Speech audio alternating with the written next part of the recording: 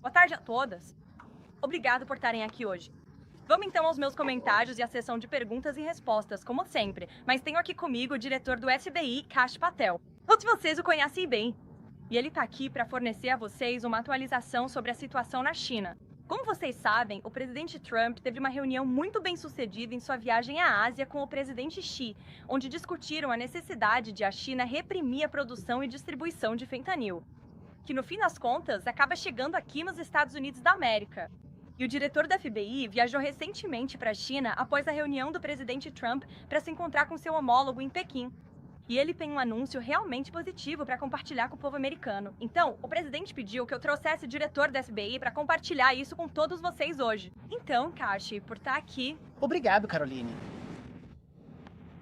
Como a Caroline mencionou, temos uma notícia excelente. Trouxe o presidente Xi Trump mais uma vez pelo povo americano. Assim que o presidente dos Estados Unidos assumiu o cargo, ele emitiu uma ordem para livrar a América desse flagelo, que é o fentanil, uma droga que já matou centenas de milhares de americanos.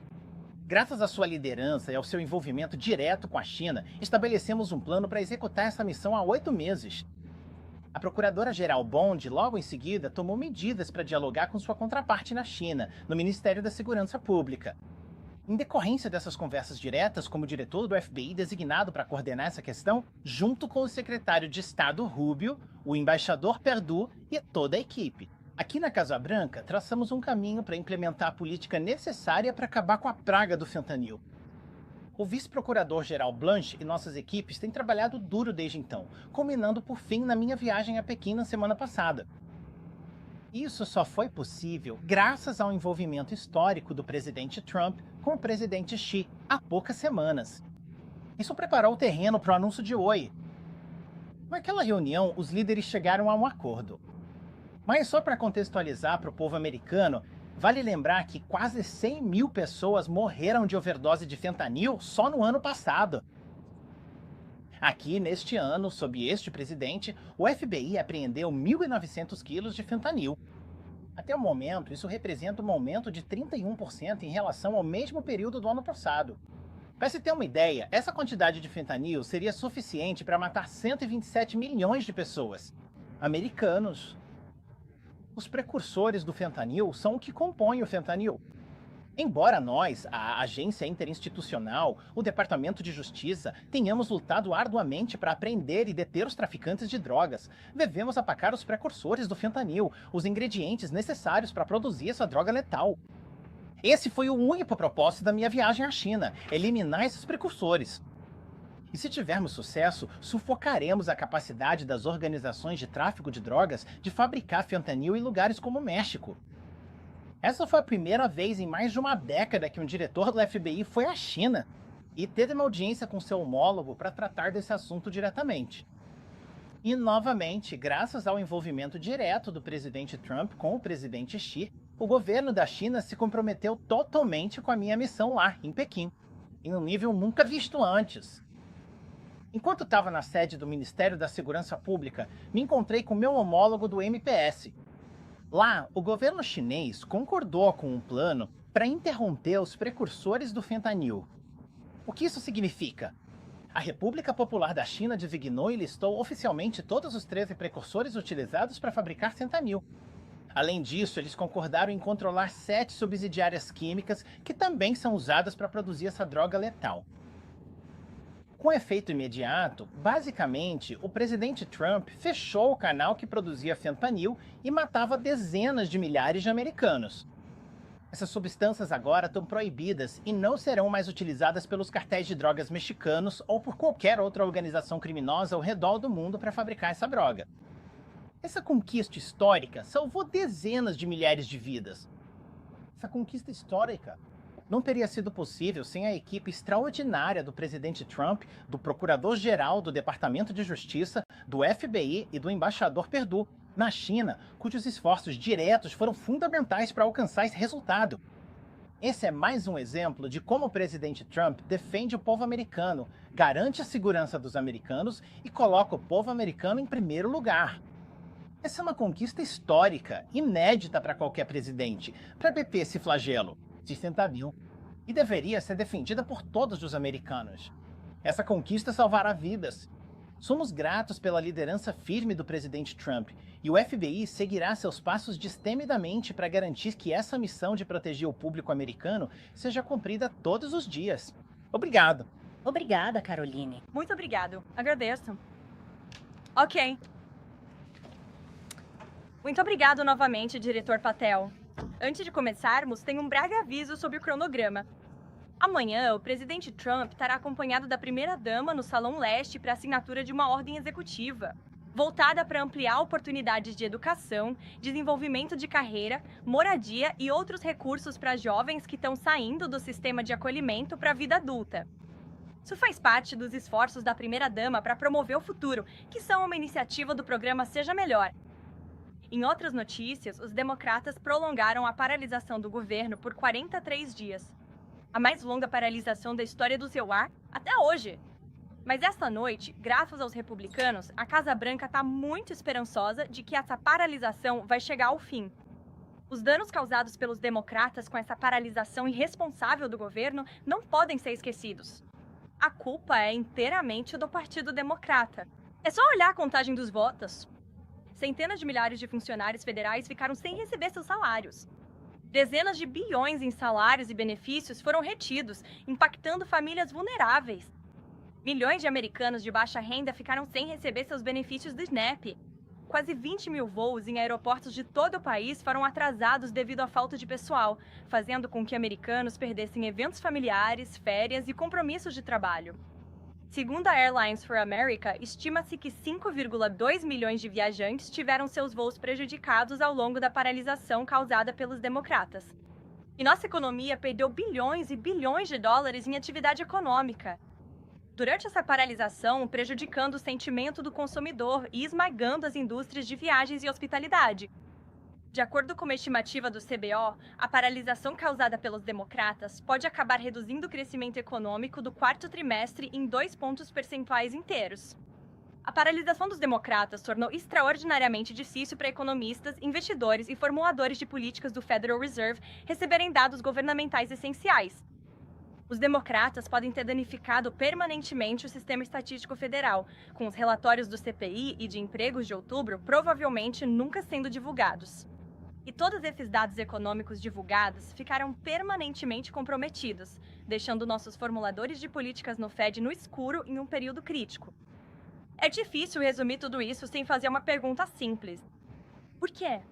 Por que os democratas fizeram o povo americano passar por esse sofrimento? Por 43 dias seguidos. E parece o filme Feitiço do Tempo tá aqui de novo, falando sobre essa paralisação dos democratas. E a resposta para essa pergunta é pura política partidária. Eles começaram essa paralisação com uma exigência absurda de forçar benefícios de saúde financiados pelos contribuintes para imigrantes ilegais que entraram no nosso país. Mesmo depois de ficar claro que o presidente Trump e os republicanos nunca obrigariam os contribuintes americanos a pagar por assistência médica gratuita para imigrantes ilegais, na verdade, o grande e belo projeto de lei do presidente Trump resolveu esse problema. Os democratas continuaram arrastando esse fechamento irresponsável do governo por semanas a mais para aumentar a participação deles numa eleição, talvez alguém possa supor. Isso porque os democratas estão totalmente dominados pela sua base de extrema esquerda, que só se importa em atacar o presidente Trump, mesmo que isso signifique prejudicar americanos inocentes em nosso país.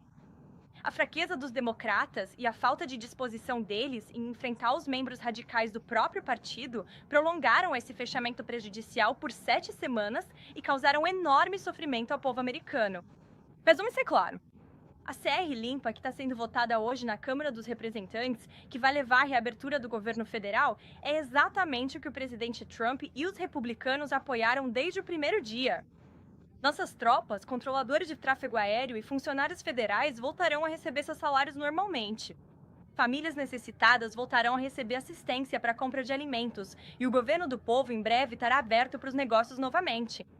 O presidente Trump está ansioso para finalmente encerrar esse devastador fechamento democrata com sua assinatura. E esperamos que essa assinatura aconteça ainda hoje à noite. Sobre outro assunto, quero falar sobre a questão da acessibilidade, que recebeu bastante atenção da mídia na semana passada, o que é irônico porque não recebeu tanta atenção assim. Quando Joe Biden esteve aqui, e a inflação estava em um recorde histórico de 9%, a pior crise inflacionária da história moderna dos Estados Unidos. E o presidente Trump venceu uma eleição esmagadora, em parte para enfrentar os problemas de acessibilidade criados por Joe Biden e os democratas. E é exatamente isso que o presidente Trump tem feito desde o primeiro dia de sua administração. Desde o primeiro dia no cargo, e todos os dias desde então, a administração Trump tomou medidas agressivas para resolver os problemas de custo de vida criados por Biden. A ideia de que os mesmos democratas que acabaram de fechar o governo federal para sabotar nossa economia tiraram o salário das pessoas e ainda ajudaram Joe Biden a aumentar a inflação para 9% agora, de repente, são campeões da acessibilidade. Essa ideia é completamente absurda. E é algo que só a mídia liberal teria a ousadia de tentar empurrar. Mas a realidade é que o presidente Trump e sua administração fizeram muito para baixar os preços e aumentar a prosperidade econômica do povo americano. E este presidente e sua equipe de incríveis conselheiros econômicos vão continuar trabalhando nessa questão todos os dias. Em menos de 10 meses, o presidente Trump assinou o maior corte de impostos para a classe média da história dos Estados Unidos, incluindo isenção de impostos sobre gorjetas, horas extras e previdência social, o que vai garantir que no próximo ano os americanos coloquem mais dinheiro de volta no bolso. O presidente liberou totalmente o domínio energético americano para ajudar a trazer os preços da gasolina ao menor patamar em 5 anos, e esperamos que continuem caindo. Isso também reduziu os custos de energia de forma geral. Ainda há mais trabalho a ser feito. Mas, novamente, a agenda de desregulamentação e de valorização da energia americana do presidente vai, sem dúvida, continuar a reduzir os preços. Essa fórmula funcionou no primeiro mandato do presidente e esperamos que funcione novamente. E isso é fundamental porque sabemos que os custos de energia são o principal fator da inflação. Mais uma vez, basta olhar o que Joe Biden fez com a nossa indústria de energia nos últimos 4 anos de sua administração e ver o que aconteceu com a inflação como resultado. Tudo ficou mais caro. Para reduzir os preços dos medicamentos e os custos com saúde, o presidente tem trabalhado incansavelmente nessa questão. Ele é obcecado por negociar bons acordos em nome do povo americano para reduzir os custos farmacêuticos e de medicamentos para os americanos. E ele tem feito isso em várias frentes. Você já ouviu falar sobre isso no Salão Oval várias vezes. Para impulsionar as pequenas empresas, reduzir seus custos e incentivar a contratação, a administração Trump já cortou 30 regulamentações desnecessárias. Para cada nova regulamentação criada, sabemos que isso vai economizar milhares de dólares em encargos regulatórios para empregadores e pequenas empresas em todo o país. Todas essas políticas pró-Trump estão funcionando e continuarão funcionando. Os salários estão subindo no ritmo mais rápido do início de uma administração presidencial em 60 anos. O custo de uma hipoteca nova típica caiu quase 3 mil dólares por ano. Ainda há muito trabalho a ser feito e esta administração continuará fazendo. Mas o presidente Trump já fez grandes avanços em limpar o desastre econômico criado por Joe Biden. Com isso, vou responder as suas perguntas hoje. E na nossa nova cadeira de imprensa, temos Bev Turner, que trabalha para um novo veículo. Um veículo do Reino Unido, mais baseado aqui em Washington, D.C., a GB News. Bev, obrigado por estar aqui hoje. Por que você não começa pra gente? Obrigada, Caroline. Então, o prazo de sexta-feira está se aproximando, quando a BBC deve se retratar e pedir desculpas pelas edições maliciosas feitas sobre o presidente, do documentário exibido no ano passado. O diretor-geral da BBC, que renunciou recentemente, descreveu ontem a organização como o melhor da sociedade e culpou os inimigos da BBC por esse desfecho. Também ontem, um ministro sênior do governo fez uma defesa ferrenha do canal na Câmara dos Comuns, dizendo que a emissora continua sendo uma luz no alto da colina para pessoas do mundo todo.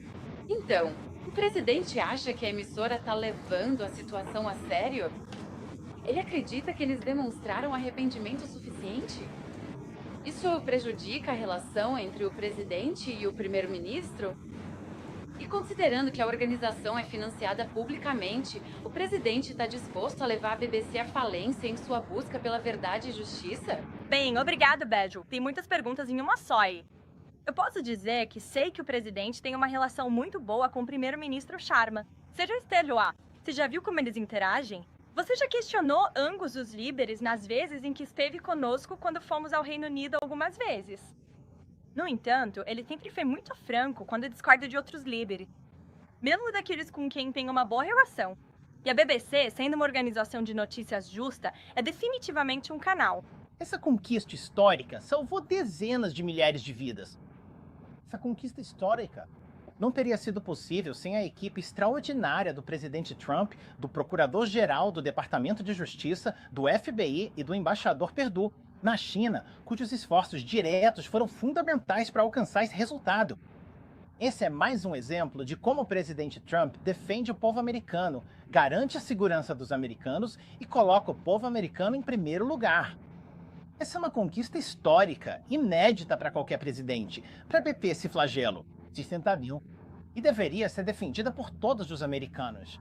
Essa conquista salvará vidas. Somos gratos pela liderança firme do presidente Trump, e o FBI seguirá seus passos destemidamente para garantir que essa missão de proteger o público americano seja cumprida todos os dias. Obrigado.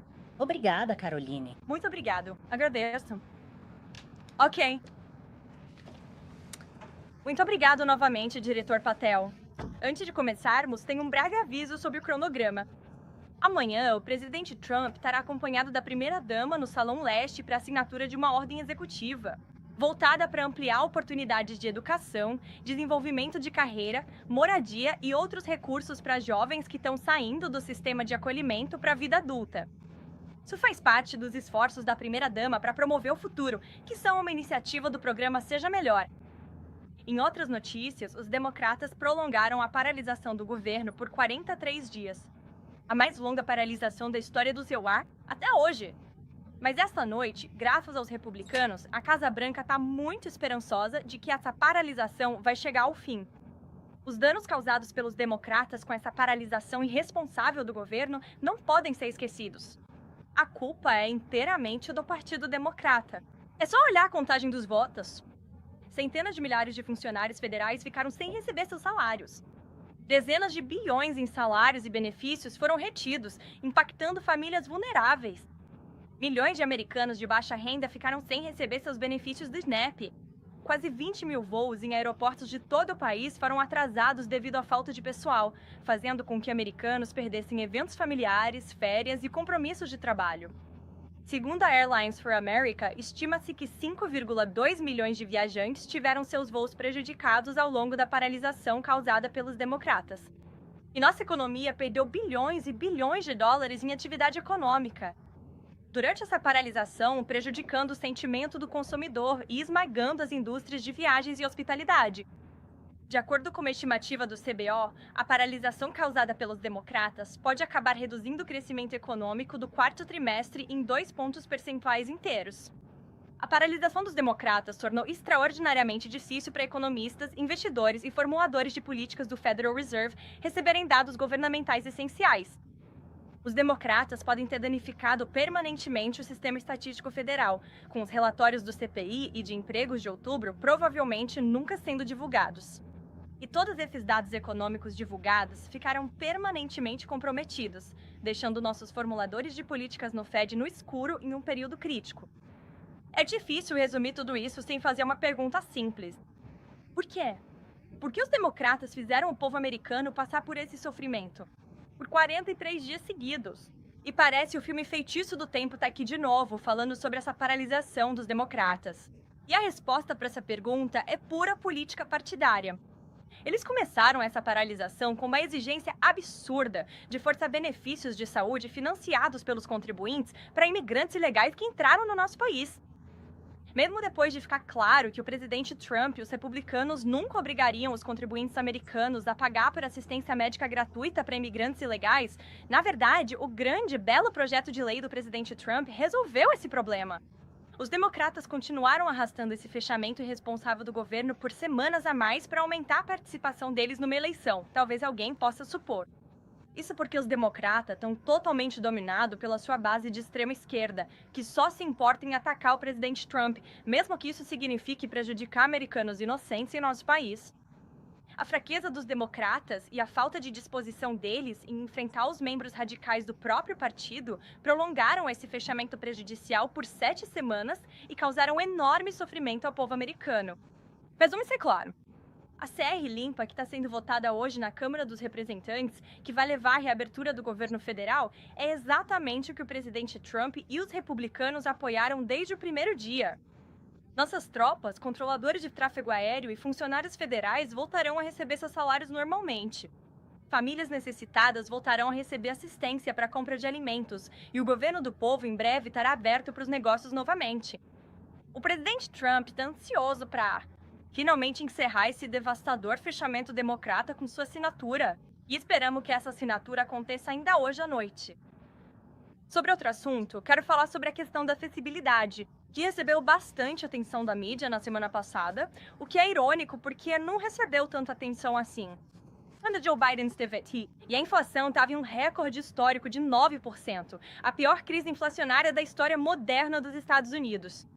E o presidente Trump venceu uma eleição esmagadora, em parte para enfrentar os problemas de acessibilidade criados por Joe Biden e os democratas. E é exatamente isso que o presidente Trump tem feito desde o primeiro dia de sua administração. Desde o primeiro dia no cargo, e todos os dias desde então, a administração Trump tomou medidas agressivas para resolver os problemas de custo de vida criados por Biden. A ideia de que os mesmos democratas que acabaram de fechar o governo federal para sabotar nossa economia tiraram o salário das pessoas e ainda ajudaram Joe Biden a aumentar a inflação para 9% agora, de repente, são campeões da acessibilidade. Essa ideia é completamente absurda. E é algo que só a mídia liberal teria a ousadia de tentar empurrar. Mas a realidade é que o presidente Trump e sua administração fizeram muito para baixar os preços e aumentar a prosperidade econômica do povo americano. E este presidente e sua equipe de incríveis conselheiros econômicos vão continuar trabalhando nessa questão todos os dias. Em menos de 10 meses, o presidente Trump assinou o maior corte de impostos para a classe média da história dos Estados Unidos, incluindo isenção de impostos sobre gorjetas, horas extras e previdência social, o que vai garantir que no próximo ano os americanos coloquem mais dinheiro de volta no bolso. O presidente liberou totalmente o domínio energético americano para ajudar a trazer os preços da gasolina ao menor patamar em 5 anos, e esperamos que continuem caindo.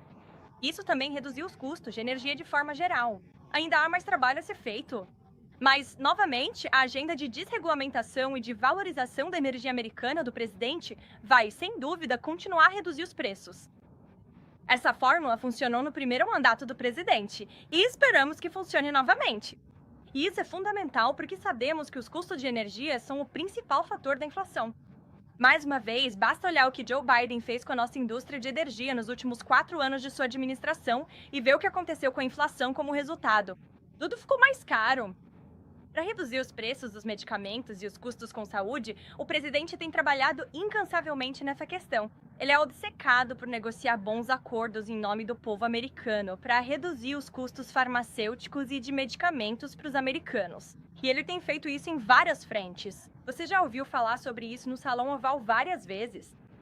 Para impulsionar as pequenas empresas, reduzir seus custos e incentivar a contratação, a administração Trump já cortou 30 regulamentações desnecessárias. Para cada nova regulamentação criada, sabemos que isso vai economizar milhares de dólares em encargos regulatórios para empregadores e pequenas empresas em todo o país. Todas essas políticas pró-Trump estão funcionando e continuarão funcionando. Os salários estão subindo no ritmo mais rápido do início de uma administração presidencial em 60 anos. O custo de uma hipoteca nova típica caiu quase 3 mil dólares por ano. Ainda há muito trabalho a ser feito e essa administração continuará fazendo. Mas o presidente Trump já fez grandes avanços em limpar o desastre econômico criado por Joe Biden. Com isso, vou responder as suas perguntas hoje. E na nossa nova cadeira de imprensa temos Bev Turner, que trabalha para um novo veículo. Um veículo do Reino Unido, mais baseado aqui em Washington, D.C., a GB News. Bev, obrigado por estar aqui hoje. Por que você não começa pra gente? Obrigada, Caroline. Então, o prazo de sexta-feira está se aproximando, quando a BBC deve se retratar e pedir desculpas pelas edições maliciosas feitas sobre o presidente, do documentário exibido no ano passado. O diretor-geral da BBC, que renunciou recentemente, descreveu ontem a organização como o melhor da sociedade e culpou os inimigos da BBC por esse desfecho. Também ontem, um ministro sênior do governo fez uma defesa ferrenha do canal na Câmara dos Comuns, dizendo que a emissora continua sendo uma luz no alto da colina para pessoas do mundo todo. Então, o presidente acha que a emissora está levando a situação a sério? Ele acredita que eles demonstraram arrependimento suficiente? Isso prejudica a relação entre o presidente e o primeiro-ministro? E E considerando que a organização é financiada publicamente, o presidente está disposto a levar a BBC à falência em sua busca pela verdade e justiça? Bem, obrigado, Badger. Tem muitas perguntas em uma só aí. Eu posso dizer que sei que o presidente tem uma relação muito boa com o primeiro-ministro Sharma. Você já esteve lá? Você já viu como eles interagem? Você já questionou ambos os líderes nas vezes em que esteve conosco quando fomos ao Reino Unido algumas vezes? No entanto, ele sempre foi muito franco quando discorda de outros líderes, mesmo daqueles com quem tem uma boa relação. E a BBC, sendo uma organização de notícias justa, é definitivamente um canal. Acho que esses dois líderes discordariam disso.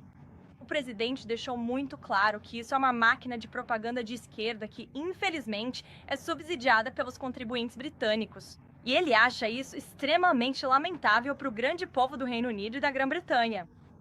E eu acho que o presidente ficou profundamente preocupado com a edição proposital e desonesta do seu discurso, que era claramente uma notícia falsa. E ele, com razão, cunhou esse termo há muitos anos. E este é um exemplo clássico disso. Vemos isso o tempo todo nos Estados Unidos. Vemos isso agora no Reino Unido. Como você sabe, o consultor jurídico externo do presidente entrou com uma ação judicial contra a BBC.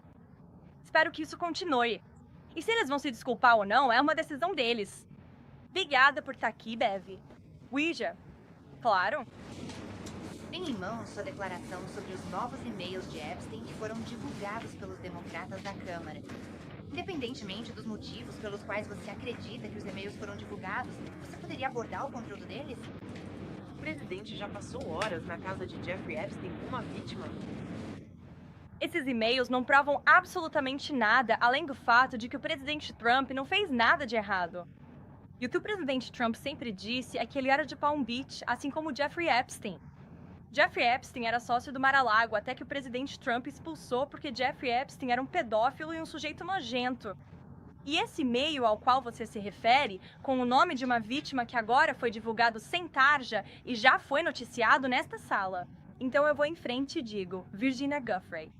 E foi uma reportagem da própria CBS, o IJA, que recentemente escreveu que a senhora Giuffre afirmou, e que Deus a tenha, que ela sempre afirmou que não havia nada de impróprio, que ela jamais presenciou, que o presidente Trump sempre foi extremamente profissional e cordial com ela. Portanto, acho que é uma pergunta que vale a pena fazer ao Partido Democrata. E todos vocês deveriam perguntar a eles, depois dessa reunião, por que optaram por ocultar esse nome. De uma vítima que já havia feito declarações públicas sobre seu relacionamento com Jeffrey Epstein. E que, infelizmente, já não está entre nós. Mary. Obrigada, Kelly. 2 perguntas sobre isso, em prol da transparência. Por que não divulgar logo os arquivos completos sobre Epstein e acabar com isso de uma vez por todas? Essa administração fez mais em relação à transparência no caso Jeffrey Epstein do que qualquer outra administração já fez. Na verdade, esta administração, o Departamento de Justiça, entregou dezenas de milhares de documentos ao povo americano. Estamos cooperando e demonstrando apoio ao Comitê de Supervisão da Câmara. Essa é parte da razão pela qual vocês estão vendo esses documentos que foram divulgados hoje por causa da Câmara. Os comitês de supervisão e os esforços dos republicanos para tornar isso público. Essa administração também tomou medidas. O Departamento de Justiça também tentou abrir o sigilo dos depoimentos do grande júri, mas sabemos que, infelizmente, um juiz negou esses pedidos. Então, essa administração fez mais do que qualquer outra. Isso só mostra como isso é realmente uma farsa fabricada pelo Partido Democrata. Por enquanto, eles estão falando sobre isso de repente porque o presidente Trump está no Salão Oval. Mas quando o Joe Biden estava lá, os democratas nunca tocaram nesse assunto. Isso nunca foi uma questão que eles se importaram, porque, na verdade, eles não se importam com as vítimas desses casos. Eles se importam em tentar marcar pontos políticos contra o presidente Trump, como vimos, é claro, com essa paralisação do governo. E tudo isso, mais uma vez, não é coincidência para o povo americano em casa.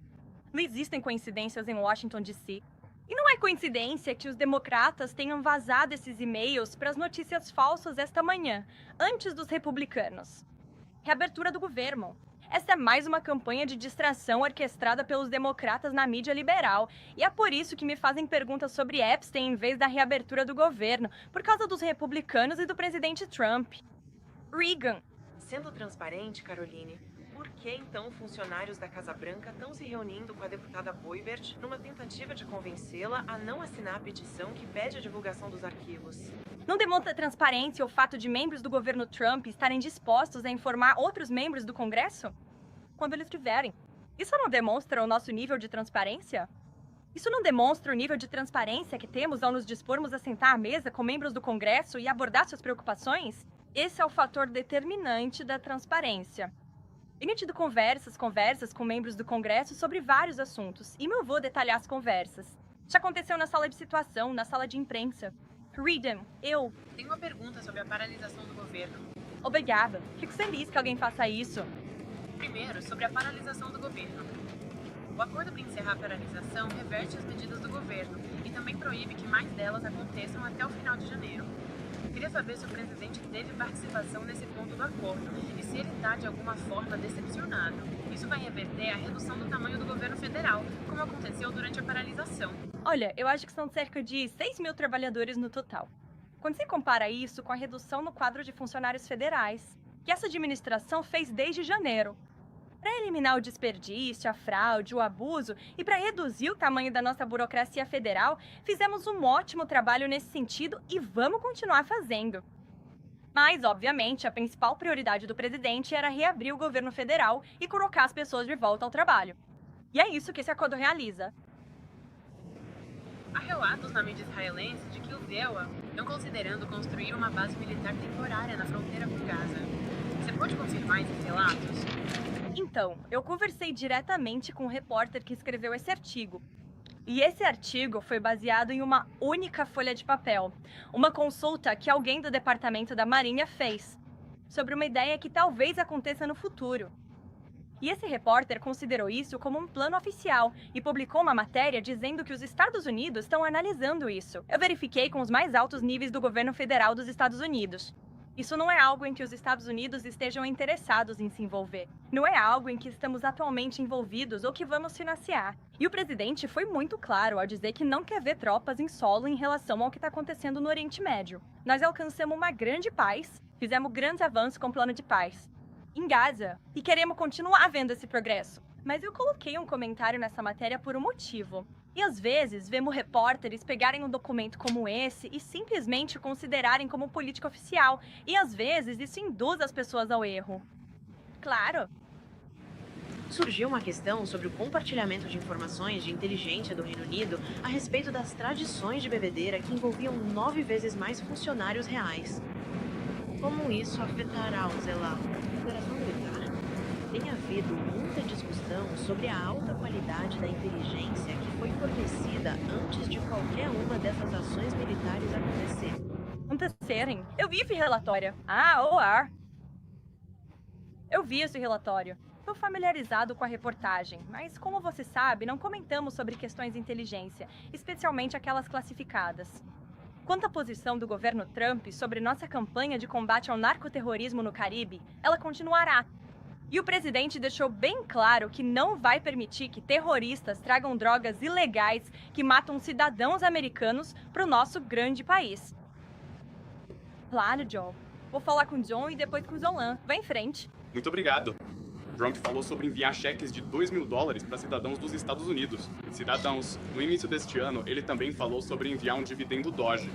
Isso não se concretizou. Os cidadãos do EUA devem esperar uma proposta de $2.000. A Casa Branca está comprometida em fazer isso acontecer? A Casa Branca está sim comprometida em fazer isso acontecer. E estamos atualmente explorando todas as opções legais para viabilizar isso. Não tenho um cronograma para você nem mais detalhes, mas posso confirmar isso para você. O presidente deixou claro que quer que isso aconteça. E, portanto, sua equipe de assessores econômicos está analisando a situação. E quando tivermos uma atualização, iremos fornecê-la. Solon. Você disse no início que um dos custos da paralisação do governo foi que as pessoas perderam seus benefícios do SNAP, Programa de Assistência Nutricional Suplementar. Você poderia explicar então por quê? O governo entrou com uma ação judicial para contestar o financiamento dos cupons de alimentação. Assim, os beneficiários perderam seus benefícios do SNAP, porque os democratas fecharam o governo e forçaram a administração a recorrer a um fundo de contingência que nem sequer financiou totalmente todo esse programa. Então, você teve um juiz descontrolado tentando ditar do tribunal o que o Poder Executivo tem que pagar e de onde esse dinheiro deve vir. Isso é um exemplo clássico de ativismo judicial. E foi por isso que a administração reagiu contra isso. Não podemos permitir que o Poder Judiciário diga ao Poder Executivo que precisamos tirar dinheiro do Fundo de Nutrição Infantil, que foi exatamente o que esse juiz tentou fazer para pagar os benefícios do SNAP. Isso é totalmente inapropriado e inconstitucional. E nós provamos estar certos com esse argumento jurídico. Mas agora a boa notícia é que, mais uma vez, graças aos republicanos e, em algumas horas, ao presidente Trump, o governo será reaberto e os beneficiários do SNAP receberão seus benefícios integrais, que é o que o presidente Trump sempre quis fazer. Shirfrain. Por que você também precisou do processo judicial para isso? Quer dizer, durante a paralisação do governo, não tinha responsabilidade de usar alguma dessas reservas para garantir que as pessoas mais pobres tivessem acesso à ajuda financeira? Yes. Nós confiamos. Muito obrigado novamente, diretor Patel. Antes de começarmos, tem um breve aviso sobre o cronograma. Amanhã, o presidente Trump estará acompanhado da primeira-dama no Salão Leste para assinatura de uma ordem executiva, voltada para ampliar oportunidades de educação, desenvolvimento de carreira, moradia e outros recursos para jovens que estão saindo do sistema de acolhimento para a vida adulta. Isso faz parte dos esforços da primeira-dama para promover o futuro, que são uma iniciativa do programa Seja Melhor. Em outras notícias, os democratas prolongaram a paralisação do governo por 43 dias.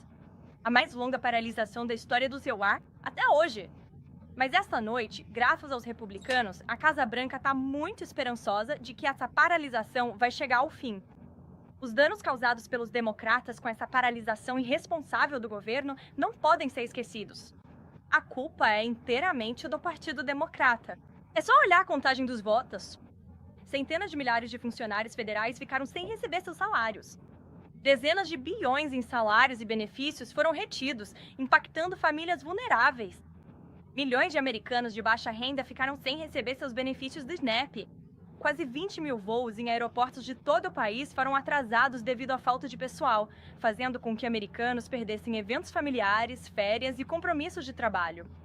Segundo a Airlines for America, estima-se que 5,2 milhões de viajantes tiveram seus voos prejudicados ao longo da paralisação causada pelos democratas. E nossa economia perdeu bilhões e bilhões de dólares em atividade econômica. Durante essa paralisação, prejudicando o sentimento do consumidor e esmagando as indústrias de viagens e hospitalidade. De acordo com uma estimativa do CBO, a paralisação causada pelos democratas pode acabar reduzindo o crescimento econômico do quarto trimestre em 2 pontos percentuais inteiros. A paralisação dos democratas tornou extraordinariamente difícil para economistas, investidores e formuladores de políticas do Federal Reserve receberem dados governamentais essenciais. Os democratas podem ter danificado permanentemente o sistema estatístico federal, com os relatórios do CPI e de empregos de outubro provavelmente nunca sendo divulgados. E todos esses dados econômicos divulgados ficaram permanentemente comprometidos, deixando nossos formuladores de políticas no Fed no escuro em um período crítico. É difícil resumir tudo isso sem fazer uma pergunta simples. Por quê? Por que os democratas fizeram o povo americano passar por esse sofrimento? Por 43 dias seguidos. E parece o filme Feitiço do Tempo tá aqui de novo, falando sobre essa paralisação dos democratas. E a resposta para essa pergunta é pura política partidária. Eles começaram essa paralisação com uma exigência absurda de forçar benefícios de saúde financiados pelos contribuintes para imigrantes ilegais que entraram no nosso país. Mesmo depois de ficar claro que o presidente Trump e os republicanos nunca obrigariam os contribuintes americanos a pagar por assistência médica gratuita para imigrantes ilegais, na verdade, o grande e belo projeto de lei do presidente Trump resolveu esse problema. Os democratas continuaram arrastando esse fechamento irresponsável do governo por semanas a mais para aumentar a participação deles numa eleição, talvez alguém possa supor. Isso porque os democratas estão totalmente dominados pela sua base de extrema esquerda, que só se importa em atacar o presidente Trump, mesmo que isso signifique prejudicar americanos inocentes em nosso país.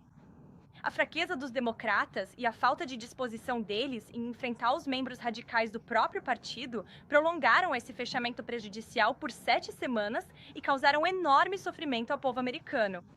Mas vamos ser claros. A CR limpa, que está sendo votada hoje na Câmara dos Representantes, que vai levar à reabertura do governo federal, é exatamente o que o presidente Trump e os republicanos apoiaram desde o primeiro dia. Nossas tropas, controladores de tráfego aéreo e funcionários federais voltarão a receber seus salários normalmente. famílias necessitadas voltarão a receber assistência para a compra de alimentos e o governo do povo em breve estará aberto para os negócios novamente. O presidente Trump está ansioso para finalmente encerrar esse devastador fechamento democrata com sua assinatura. E esperamos que essa assinatura aconteça ainda hoje à noite. Sobre outro assunto, quero falar sobre a questão da acessibilidade, que recebeu bastante atenção da mídia na semana passada, o que é irônico porque não recebeu tanta atenção assim. Quando Joe Biden esteve aqui, e a inflação estava em um recorde histórico de 9%, a pior crise inflacionária da história moderna dos Estados Unidos. E o presidente Trump venceu uma eleição esmagadora, em parte para enfrentar os problemas de acessibilidade criados por Joe Biden e os democratas. E é exatamente isso que o presidente Trump tem feito desde o primeiro dia de sua administração. Desde o primeiro dia no cargo, e todos os dias desde então, a administração Trump tomou medidas agressivas para resolver os problemas de custo de vida criados por Biden. A ideia de que os mesmos democratas que acabaram de fechar o governo federal para sabotar nossa economia tiraram o salário das pessoas e ainda ajudaram. Joe Biden a aumentar a inflação para 9% agora, de repente, são campeões da acessibilidade. Essa ideia é completamente absurda. E é algo que só a mídia liberal teria a ousadia de tentar empurrar. Mas a realidade é que o presidente Trump e sua administração fizeram muito para baixar os preços e aumentar a prosperidade econômica do povo americano. E este presidente e sua equipe de incríveis conselheiros econômicos vão continuar trabalhando nessa questão todos os dias. Em menos de 10 meses, o presidente Trump assinou o maior corte de impostos para a classe média da história dos Estados Unidos, incluindo isenção de impostos sobre gorjetas, horas extras e previdência social, o que vai garantir que no próximo ano os americanos coloquem mais dinheiro de volta no bolso. O presidente liberou totalmente o domínio energético americano para ajudar a trazer os preços da gasolina ao menor patamar em 5 anos, e esperamos que continuem caindo. Isso também reduziu os custos de energia de forma geral. Ainda há mais trabalho a ser feito. Mas, novamente, a agenda de desregulamentação e de valorização da energia americana do presidente vai, sem dúvida, continuar a reduzir os preços. Essa fórmula funcionou no primeiro mandato do presidente e esperamos que funcione novamente. E isso é fundamental porque sabemos que os custos de energia são o principal fator da inflação. Mais uma vez, basta olhar o que Joe Biden fez com a nossa indústria de energia nos últimos 4 anos de sua administração e ver o que aconteceu com a inflação como resultado. Tudo ficou mais caro. Para reduzir os preços dos medicamentos e os custos com saúde, o presidente tem trabalhado incansavelmente nessa questão. Ele é obcecado por negociar bons acordos em nome do povo americano para reduzir os custos farmacêuticos e de medicamentos para os americanos. E ele tem feito isso em várias frentes. Você já ouviu falar sobre isso no Salão Oval várias vezes. Para impulsionar as pequenas empresas, reduzir seus custos e incentivar a contratação, a administração Trump já cortou 30 regulamentações desnecessárias. Para cada nova regulamentação criada, sabemos que isso vai economizar milhares de dólares em encargos regulatórios para empregadores e pequenas empresas em todo o país. Todas essas políticas pró-Trump estão funcionando e continuarão funcionando. Os salários estão subindo no ritmo mais rápido do início de uma administração presidencial em 60 anos. O custo de uma hipoteca nova típica caiu quase 3 mil dólares por ano. Ainda há muito trabalho a ser feito e esta administração continuará fazendo. Mas o presidente Trump já fez grandes avanços em limpar o desastre econômico criado por Joe Biden. Com isso, vou responder as suas perguntas hoje. E na nossa nova cadeira de imprensa, temos Bev Turner, que trabalha para um novo veículo. Um veículo do Reino Unido, mais baseado aqui em Washington, D.C., a GB News. Bev, obrigado por estar aqui hoje. Por que você não começa pra gente? Obrigada, Caroline. Então, o prazo de sexta-feira está se aproximando, quando a BBC deve se retratar e pedir desculpas pelas edições maliciosas feitas sobre o presidente, do documentário exibido no ano passado. O diretor-geral da BBC, que renunciou recentemente, descreveu ontem a organização como o melhor da sociedade e culpou os inimigos da BBC por esse desfecho. Também ontem, um ministro sênior do governo fez uma defesa ferrenha do canal na Câmara dos Comuns, dizendo que a emissora continua sendo uma luz no alto da colina para pessoas do mundo todo. Então, o presidente acha que a emissora está levando a situação a sério? Ele acredita que eles demonstraram arrependimento suficiente? Isso prejudica a relação entre o presidente e o primeiro-ministro? E considerando que a organização é financiada publicamente, o presidente está disposto a levar a BBC à falência em sua busca pela verdade e justiça? Bem, obrigado, Badger. Tem muitas perguntas em uma só aí. Eu posso dizer que sei que o presidente tem uma relação muito boa com o primeiro-ministro Sharma. Você já esteve lá? Você já viu como eles interagem? Você já questionou ambos os líderes nas vezes em que esteve conosco quando fomos ao Reino Unido algumas vezes? No entanto, ele sempre foi muito franco quando discorda de outros líderes, mesmo daqueles com quem tem uma boa relação. E a BBC, sendo uma organização de notícias justa, é definitivamente um canal. Acho que esses dois líderes discordariam disso. O presidente deixou muito claro que isso é uma máquina de propaganda de esquerda que, infelizmente, é subsidiada pelos contribuintes britânicos. E ele acha isso extremamente lamentável para o grande povo do Reino Unido e da Grã-Bretanha. E eu acho que o presidente ficou profundamente preocupado com a edição proposital e desonesta do seu discurso, que era claramente uma notícia falsa. E ele, com razão, cunhou esse termo há muitos anos. E este é um exemplo clássico disso. Vemos isso o tempo todo nos Estados Unidos. Vemos isso agora no Reino Unido. Como você sabe, o consultor jurídico externo do presidente entrou com uma ação judicial contra a BBC. Espero que isso continue. E se eles vão se desculpar ou não, é uma decisão deles. Obrigada por estar aqui, Bev. Ouija. Claro. Tem em mãos sua declaração sobre os novos e-mails de Epstein que foram divulgados pelos democratas da Câmara. Independentemente dos motivos pelos quais você acredita que os e-mails foram divulgados, você poderia abordar o conteúdo deles? O presidente já passou horas na casa de Jeffrey Epstein com uma vítima. Esses e-mails não provam absolutamente nada, além do fato de que o presidente Trump não fez nada de errado. E o que o presidente Trump sempre disse é que ele era de Palm Beach, assim como Jeffrey Epstein. Jeffrey Epstein era sócio do Mar-a-Lago até que o presidente Trump expulsou porque Jeffrey Epstein era um pedófilo e um sujeito nojento. E esse e-mail ao qual você se refere, com o nome de uma vítima que agora foi divulgado sem tarja e já foi noticiado nesta sala. Então eu vou em frente e digo, Virginia Giuffre.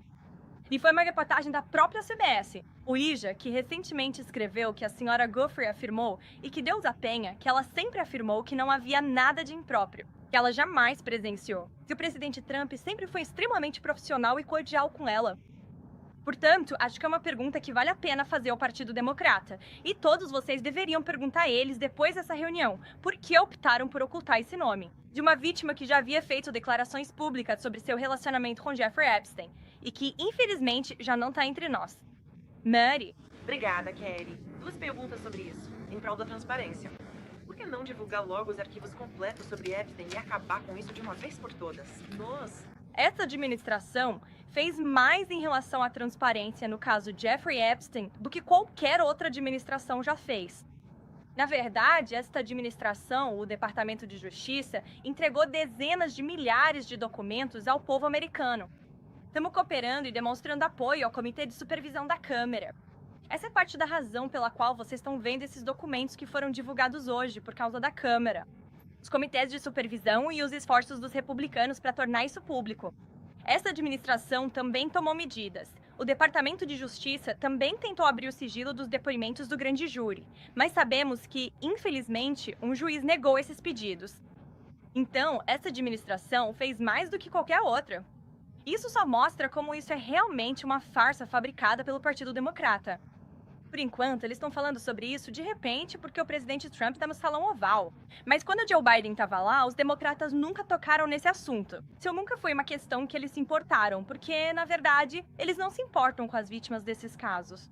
Eles se importam em tentar marcar pontos políticos contra o presidente Trump, como vimos, é claro, com essa paralisação do governo. E tudo isso, mais uma vez, não é coincidência para o povo americano em casa. Não existem coincidências em Washington, D.C., e não é coincidência que os democratas tenham vazado esses e-mails para as notícias falsas esta manhã, antes dos republicanos. Reabertura do governo. Essa é mais uma campanha de distração orquestrada pelos democratas na mídia liberal, e é por isso que me fazem perguntas sobre Epstein em vez da reabertura do governo, por causa dos republicanos e do presidente Trump. Reagan. Sendo transparente, Caroline, por que então funcionários da Casa Branca estão se reunindo com a deputada Boebert numa tentativa de convencê-la a não assinar a petição que pede a divulgação dos arquivos? Não demonstra transparência o fato de membros do governo Trump estarem dispostos a informar outros membros do Congresso? quando eles tiverem. Isso não demonstra o nosso nível de transparência?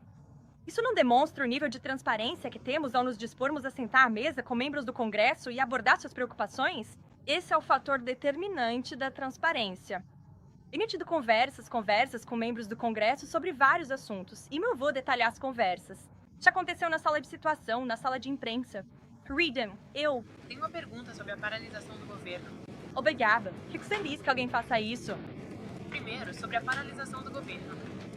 O acordo para encerrar a paralisação reverte as medidas do governo e também proíbe que mais delas aconteçam até o final de janeiro. Queria saber se o presidente teve participação nesse ponto do acordo e se ele está de alguma forma decepcionado. Isso vai reverter a redução do tamanho do governo federal, como aconteceu durante a paralisação. Olha, eu acho que são cerca de 6 mil trabalhadores no total. Quando se compara isso com a redução no quadro de funcionários federais, que essa administração fez desde janeiro. Para eliminar o desperdício, a fraude, o abuso e para reduzir o tamanho da nossa burocracia federal, fizemos um ótimo trabalho nesse sentido e vamos continuar fazendo. Mas, obviamente, a principal prioridade do presidente era reabrir o governo federal e colocar as pessoas de volta ao trabalho. E é isso que esse acordo realiza. Há relatos na mídia israelense de que o VEUA estão considerando construir uma base militar temporária na fronteira com Gaza. Você pode confirmar esses relatos? Então, eu conversei diretamente com o repórter que escreveu esse artigo. E esse artigo foi baseado em uma única folha de papel, uma consulta que alguém do Departamento da Marinha fez, sobre uma ideia que talvez aconteça no futuro. E esse repórter considerou isso como um plano oficial e publicou uma matéria dizendo que os Estados Unidos estão analisando isso. Eu verifiquei com os mais altos níveis do governo federal dos Estados Unidos. Isso não é algo em que os Estados Unidos estejam interessados em se envolver. Não é algo em que estamos atualmente envolvidos ou que vamos financiar. E o presidente foi muito claro ao dizer que não quer ver tropas em solo em relação ao que está acontecendo no Oriente Médio. Nós alcançamos uma grande paz, fizemos grandes avanços com o plano de paz em Gaza e queremos continuar vendo esse progresso. Mas eu coloquei um comentário nessa matéria por um motivo. E às vezes vemos repórteres pegarem um documento como esse e simplesmente o considerarem como política oficial. E às vezes isso induz as pessoas ao erro. Claro. Surgiu uma questão sobre o compartilhamento de informações de inteligência do Reino Unido a respeito das tradições de bebedeira que envolviam 9 vezes mais funcionários reais. Como isso afetará o Zelah? Operação militar? Tem havido muita discussão sobre a alta qualidade da inteligência que foi fornecida antes de qualquer uma dessas ações militares acontecerem. Eu vi esse relatório. OAR. Eu vi esse relatório. Estou familiarizado com a reportagem, mas como você sabe, não comentamos sobre questões de inteligência, especialmente aquelas classificadas. Quanto à posição do governo Trump sobre nossa campanha de combate ao narcoterrorismo no Caribe, ela continuará.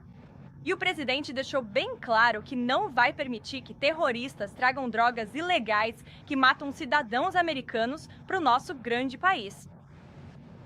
Claro, John. Vou falar com o John e depois com o Zolan. Vai em frente. Muito obrigado. Trump falou sobre enviar cheques de $2.000 para cidadãos dos Estados Unidos. Cidadãos, no início deste ano, ele também falou sobre enviar um dividendo Doge. Isso não se concretizou. Os cidadãos do ZEUA devem esperar uma proposta de $2.000. A Casa Branca está comprometida em fazer isso acontecer? A Casa Branca está sim comprometida em fazer isso acontecer. E estamos atualmente explorando todas as opções legais para viabilizar isso. Não tenho um cronograma para você nem mais detalhes, mas posso confirmar isso para você. O presidente deixou claro que quer que isso aconteça. E, portanto, sua equipe de assessores econômicos está analisando a situação. E quando tivermos uma atualização, iremos fornecê-la. Solon. Você disse no início que um dos custos da paralisação do governo foi que as pessoas perderam seus benefícios do SNAP, Programa de Assistência Nutricional Suplementar. Você poderia explicar então por quê? O governo entrou com uma ação judicial para contestar o financiamento dos cupons de alimentação. Assim, os beneficiários perderam seus benefícios do SNAP, porque os democratas fecharam o governo e forçaram a administração a recorrer a um fundo de contingência que nem sequer financiou totalmente todo esse programa. Então, você teve um juiz descontrolado tentando ditar do tribunal o que o Poder Executivo tem que pagar e de onde esse dinheiro deve vir. Isso é um exemplo clássico de ativismo judicial. E foi por isso que a administração reagiu contra isso. Não podemos permitir que o Poder Judiciário diga ao Poder Executivo que precisamos tirar dinheiro do Fundo de Nutrição Infantil, que foi exatamente o que esse juiz tentou fazer para pagar os benefícios do SNAP. Isso é totalmente inapropriado e inconstitucional. E nós provamos estar certos com esse argumento jurídico. Mas agora a boa notícia é que, mais uma vez, graças aos republicanos e, em algumas horas, ao presidente Trump, o governo será reaberto e os beneficiários do SNAP receberão seus benefícios integrais, que é o que o presidente Trump sempre quis fazer. Shirfrain. Por que você também precisou do processo judicial para isso? Quer dizer, durante a paralisação do governo, não tinha responsabilidade de usar alguma dessas reservas para garantir que as pessoas mais pobres tivessem acesso à ajuda financeira? Yes. Nós conseguimos acessar esse recurso. Recorremos ao fundo de contingência. Então o juiz nos disse, não, vocês precisam conseguir mais dinheiro de um fundo de nutrição infantil. E sentimos que isso foi um abuso de poder judicial. Você não deve dizer ao presidente qual fundo ele deve roubar, porque os democratas estão mantendo o país refém ao paralisarem o governo federal. Stephanie, pode proferir. Nossa! Gostaria de saber se o presidente considera conceder indulto a Ghislaine Maxwell. Novamente, ele já respondeu a isso repetidamente. Não é algo que ele esteja falando ou sequer pensando agora. Posso garantir isso. Stephen. Eu tenho 2 perguntas sobre Nova York para você. Claro. Primeiro, prefeito. Você sempre faz isso. Sim. Prefeito eleito? Em sintonia com a marca do The New York Post. Bem, o prefeito eleito Mandani disse que planeja entrar em contato com o presidente Trump e que, abre aspas, esse relacionamento será crucial. A Casa Branca tem alguma resposta a essa iniciativa planejada? Isso é... É a primeira vez que ouço falar disso. Deixarei que o próprio presidente responda a esse comentário do Sr. Mandani. Tem o meu segundo. Bunka. Jack Schlossberg, neto do presidente Kennedy, anunciou hoje sua candidatura ao Congresso. Ele, recentemente, referiu-se ao seu tio, o secretário do Departamento de Saúde e Serviços Humanos, HHS, como, abre aspas, um cão de caça a coelhos. E ele afirmou que o governo Trump é, abre aspas, o mais corrupto da história americana. A Casa Branca tem algum comentário a fazer sobre esse tipo de declaração vinda de uma estrela em ascensão no Partido Democrata? Nem pense que comentários tão ridículos mereçam resposta. Obviamente, essas coisas não são verdade. E o secretário Kennedy está fazendo um trabalho fenomenal, trazendo de volta a transparência e o padrão ouro da ciência ao nosso sistema de saúde.